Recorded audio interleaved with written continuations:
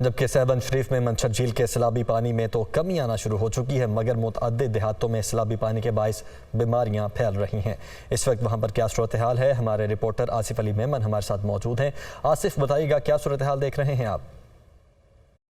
جی بالکل، منچھر جھیل کا جو سیلابی پانی ہے وہ سیون تحصیل کی 10 یونین کونسل میں تباہی مچانے کے بعد اس وقت کمی ہونے کا سلسلہ شروع ہو چکا ہے۔ محکمہ آبپاشی کے مطابق اس وقت تک منچھر جھیل، انڈس لنک کینال اور 10 یونین کونسل میں جو سیلابی پانی تھا اس میں کمی آنا شروع ہو چکی ہے۔ اس وقت تک منچھر جھیل کے پانی میں 1 فٹ کمی کے بعد پانی کی سطح 121.5 ریکارڈ کی گئی ہے، جس کے باعث علاقہ مکینوں کی زندگی جو ہے دوبارہ سے بحال ہونا شروع ہو چکی ہے۔ مختلف علاقوں میں جو ریلیف کا کام ہے وہ شروع نہیں کیا جا سکا، جس کے بعد سیلاب متاثرہ جو افراد ہیں وہ اس وقت تک بے یار و مددگار بیٹھے ہوئے ہیں اور ان کے بچے جو ہیں پیاسے ہیں، لوگ جو ہے کھانے پینے کی اشیاء کم ہونے کے باعث بھوک مرنے پر مجبور ہیں۔ جی